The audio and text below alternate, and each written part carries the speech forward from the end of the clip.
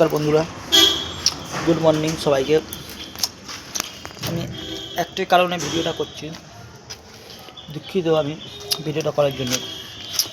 আজকে দেখবেন ডেটে, আজকে না প্রথম থেকে ড্রাইভার ফোরমি যে আছে অ্যাপটা, ড্রাইভার সেন্টার অ্যাপ,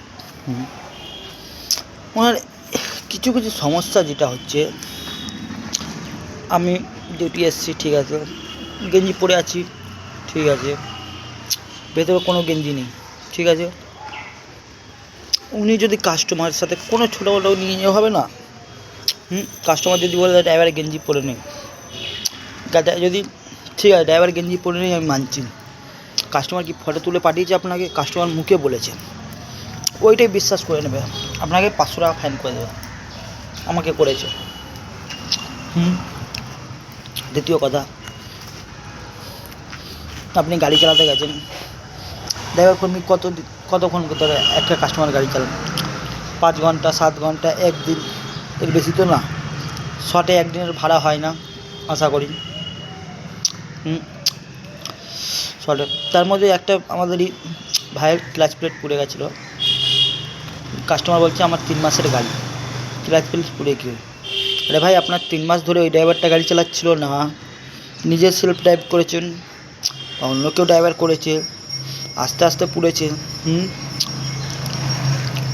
ভেরিফাই করলো না, সঙ্গে সঙ্গে আইডি বন্ধ করে দিল। আইডি বন্ধ করার আগে তুমি ফোন করো ড্রাইভারকে, ফোন করেনি, এটা ব্যাড অভ্যেস। তারপরে রিসেপশনে যারা মেয়েরা বসে আছে, ওদের এত বিহেভিয়ার খারাপ, কিছু বলার নেই, এত বিহেভিয়ার খারাপ। ম্যানেজার যিনি আছেন, উনি আমাদের সাথে আশা করি 10 তারিখে গেছিলাম, যে জানুয়ারি মাসে, ভালোই করেছেন। ওনার হাতেও কিছু নেই, যেহেতু ওনার আছে অন্য কেউ ফ্র্যাঞ্চাইজি যে নিয়ে আছে ড্রাইভার পারমিট,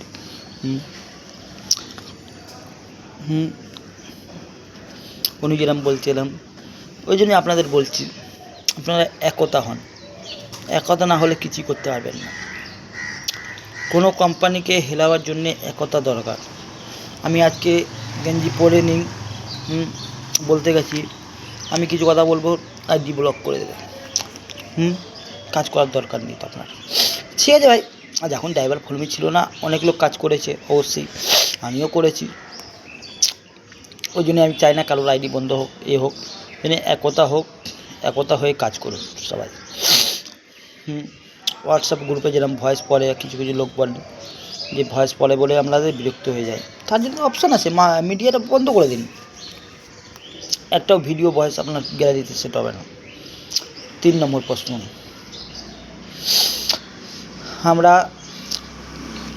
দিনের বেলা ক্যান্সেল চাল পাচ্ছি কত, 25 টাকা। ওই ডিউটিটা আপনি ক্যান্সেল করুন সময়ের মধ্যে, 200 টাকা ক্যান্সেল চার্জ নেবে, 199, যেরকম আমার সাথে হয়েছে। এরা ডিউটি ধরেছি, বেরিয়ে গেছি, বেহালা দিয়ে লেক গার্ডেন চলে গেছি, ক্যান্সেল চার্জ কত পেয়েছি, 25 টাকা। আড়াইটে দিয়ে বুকিং ছিল, 2টোর সময় ধরেছি।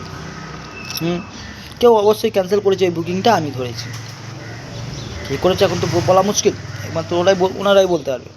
কাস্টমার ক্যান্সেল করে দিয়েছে, 25 টাকা পেয়েছি। আমি যদি ক্যান্সেল করছিলাম দেখতাম 200 টাকা চাইছিল, কেন? আমি যখন ক্যান্সেল করবো 200 টাকা দেবো, আরে ভাই তোমরা কোম্পানি তোমরা 50 টাকা বা 100 টাকা রেখে আমাদের দাও, দুদিকেই দেখতে হবে না। বেশি আমি ওই জন্য ক্যান্সেল করি না। 3 নম্বর ঘটনা, রাত্রিবেলাটা 1 বে টিপ করছি, কাস্টমার বললো আসুন, সব কিছু ঠিক আছে, আধ ঘন্টা 1 ঘন্টা ওয়েট করছি, কাস্টমার বেরোবে, 2 ঘন্টার বুকিং আছে যেহেতু, বেরোবে, ডিস্টার্ব করছি না। কাস্টমার কী করছে, বেরিয়ে চলে যাচ্ছে, আমি কত পাচ্ছি, 70 টাকা। 2 ঘন্টা যদি আমি 1 থেকে 1.5 ঘন্টা যদি ওয়েট করে নিই, ওনাকে পুরো টাকাটাই দেওয়া উচিত, যাতে কাস্টমার থেকে অনলাইন পেমেন্ট করিয়ে নেন, কাস্টমারও যেতে পারবে না, কিছু যেতে পারবে না। রাত্রিবেলা দেখুন ড্রিঙ্ক করে থাকে, অনেক করে থাকে, ঝামেলা হয়, ঝামেলা।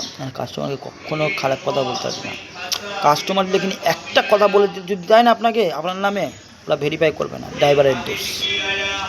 এই শোষণগুলো বন্ধ করতে হবে। থ্যাংক ইউ, ধন্যবাদ।